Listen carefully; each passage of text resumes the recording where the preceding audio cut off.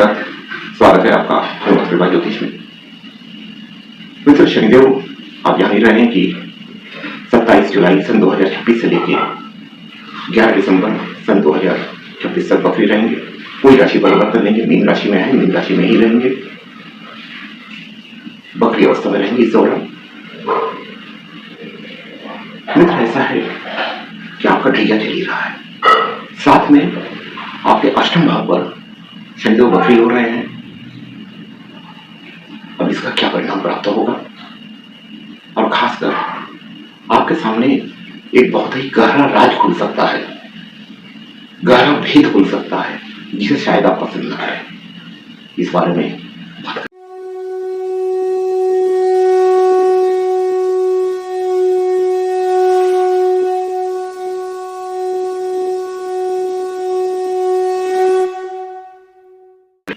शनिदेव आपके षष्ठ भाव एवं सप्तम भाव के अधिपति होकर अष्टम भाव में गोचर कर रहे हैं। अष्टम का ढैया आपके ऊपर चल रहा है, समय कष्टकारी है, आप अनुभव कर रहे होंगे।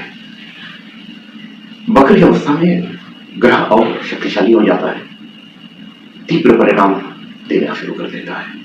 इसलिए मित्र निवेदन है आपसे कि 11 दिसंबर तक अत्यंत सतर्क रहिएगा। आकस्मिक घटनाओं में वृद्धि होगी निश्चित रूप से। दुर्घटना वगैरह से बचिएगा, वाहन चलाइएगा बहुत ही सावधानी पूर्वक। मैं डरा नहीं रहा हूं, बस सतर्क कर रहा हूं। शनिदेव की जो दृष्टि है आपके कर्म भाव पे होगा, अर्थात दसम भाव पे, साथ ही साथ आपके द्वितीय भाव पे और आपके पंचम भाव पे।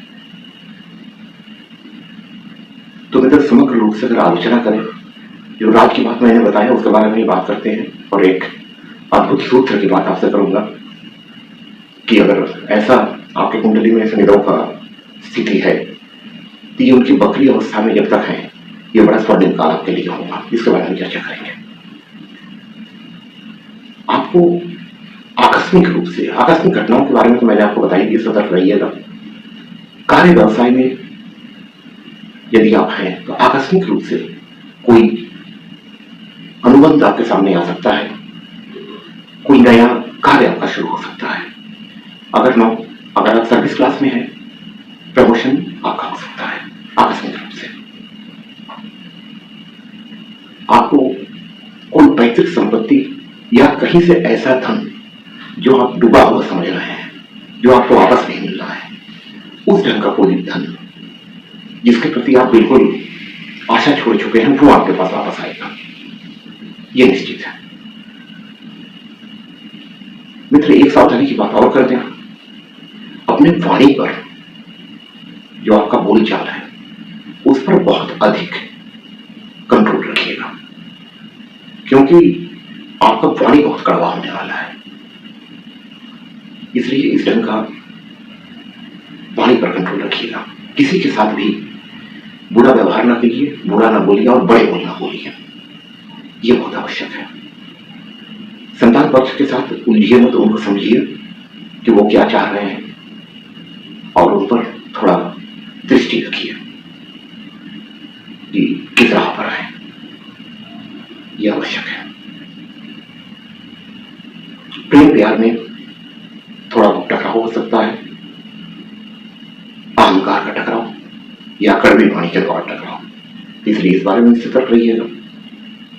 मैंने आपसे यह कहा कि कोई एक भेद आपके सामने आ सकता है, देखिए जीवन साथी से संबंधित या आपके बिजनेस पार्टनर अगर आपके पास है, पार्टनरशिप में कोई व्यापार आप करते हैं, तो इन दोनों क्षेत्रों से संबंधित कोई ना कोई ऐसा राज, ऐसा गुप्त बात आपके सामने आएगा जिसे शायद आप पसंद ना करें।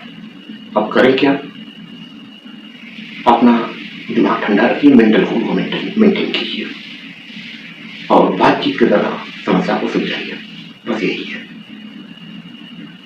हाँ, यह आपसे याद आया कि बोले थे अद्भुत सूत्र के बारे में। अपनी कुंडली खोलिए, देखिए शनिदेव अगर पीड़ित अवस्था में नहीं है, पीड़ित अवस्था का मतलब यह है कि नीच ना हो, मतलब मेष राशि में ना हो, शत्रु राशि में ना हो, और राहु केतु द्वारा दृष्ट न हो, मंगल द्वारा दृष्ट न हो। एक बार मंगल द्वारा दृष्ट तो फिर भी चल जाएगा, लेकिन राहु केतु द्वारा दृष्ट न हो, पीड़ित न हो, सूर्यदेव से दृष्ट न हो।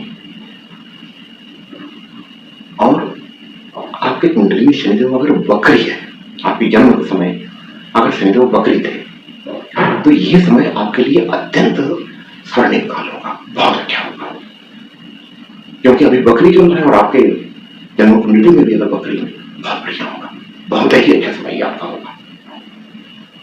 अगर सावधानी की बात करें तो ढैया की वजह से सावधान आप होंगे। किसी भी गरीब असहाय वर्ग को दुत्कारिएगा मत,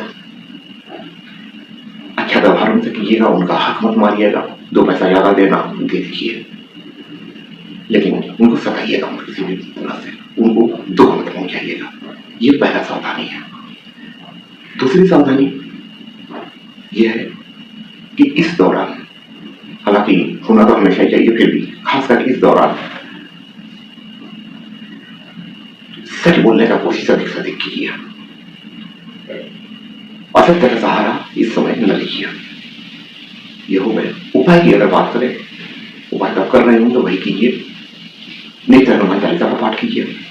मंगलवार शनिवार हनुमान जी का दर्शन कीजिए, उनको नैवेद्य अर्पण कीजिए, उनके श्री चरणों में खुद को समर्पित रखिए। शनिदेव जी का दर्शन कीजिए, पीपल वृक्ष में जल अर्पण कीजिए, पीपल वृक्ष के नीचे शनिवार को जल अर्पित कीजिए, पीपल वृक्ष के नीचे शनिवार को दीपक प्रज्वलित कीजिए। यही उपाय है, ये कीजिए। और बहुत ज्यादा अगर पीड़ा बढ़ती है तो शनिवार के दिन जल में काला तिल डालकर भगवान महादेव का जलाभिषेक कीजिए। ये उपाय कीजिए, कल्याणकारी होगा। आज के लिए मित्र यहीं तक, अगले वीडियो में फिर आपसे मुलाकात होगी। तब तक के लिए राम राम।